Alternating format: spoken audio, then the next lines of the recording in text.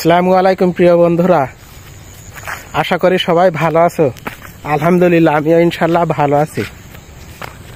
আপনাদের দোয়া ও ভালোবাসার কারণে আজকে অল্প দিনের ভিতরে আমার এই ইউটিউব চ্যানেলটি কিন্তু অনেক এগিয়ে গিয়েছে। আল্লাহ পাকের রহমত, আপনাদের দোয়া ও ভালোবাসা আর আল্লাহ পাকের রহমতের কারণে আমার এই চ্যানেল মনিটাইজ হতে কিন্তু আর বেশি দেরি নেই, আল্লাহ পাকের ইচ্ছায়। কেননা আমার আর 500 ঘন্টা মতো হলে আমার এই ওয়াচ টাইম কিন্তু পূরণ হয়ে যাবে। আর শর্ট ভিডিও আল্লাহর রহমতে অনেকে গিয়েছে। আর আমার এই চ্যানেলের এখন বর্তমানে সাবস্ক্রাইব আছে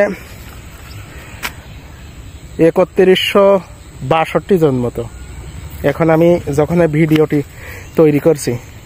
তবে আপনারা যে আমার এত পরিমাণ ভালোবাসেন এবং আমার ভিডিও দেখেন, এর জন্য আমি আপনাদের পরে কৃতজ্ঞ। আর মহান রাব্বুল আলামিন সবাইকে ভালো রাখুক এবং সুখে শান্তিতে এবং আনন্দের জীবন দান করুক এবং ইহকাল ও পরকালে ভালো রাখুক। আর এখন তো বাংলাদেশ আর ভারতের সম্পর্কের ভিতরে গভীর টানাপোড়ান সৃষ্টি হয়েছে। তবে আমরা দোয়া করব যেন উভয় দেশের মানুষের ভিতরে মহান রাব্বুল আলামিন স্নেহ, মায়া, মমতা, ভালোবাসা সৃষ্টি করে দেন এবং যে হিংসা বা প্রতিহিংসা আছে মনের ভিতরে, সবার ভিতর থেকে মহান রাব্বুল আলামিন নিষ্ক্রিয় করে দিক এবং সবাই মিলেমিশে বসবাস করুক। আমরা যুদ্ধ চাই না, আমরা শান্তি চাই।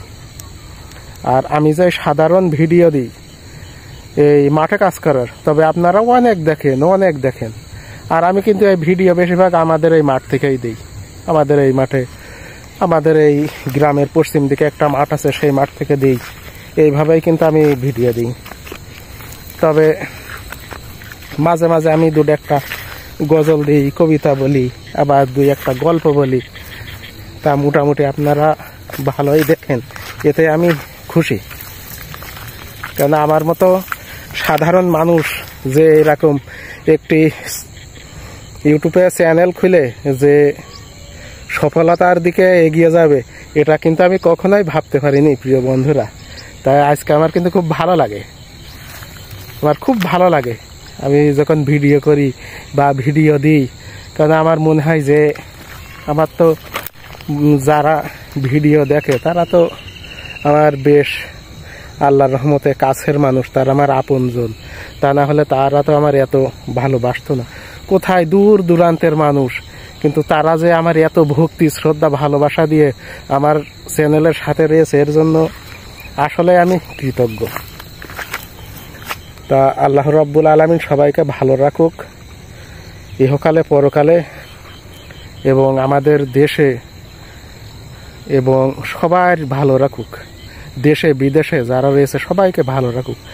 আর ভারত বাংলাদেশ যে একটি উত্তেজনা পরিস্থিতি, এটাও মহান রাব্বুল আলামিন মিটাইয়ে দিক, সকল সমস্যার সমাধান করে দিক। রাজনৈতিকভাবে সেগুলো যারা রাষ্ট্রের নেতৃত্ব দেন, রাষ্ট্রের নীতি নির্ধারক, তারা সেগুলো মীমাংসা করে ফেলুক, আলোচনা করে।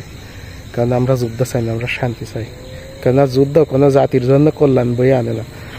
তবে যুদ্ধটা কিন্তু একজন আর একজনের উপর যখন চড়াও হয়, হিংসা হয়, বা একজন আর একজনের সম্পদের লোভ করে, তখন কিন্তু যুদ্ধ বেঁধে যায়।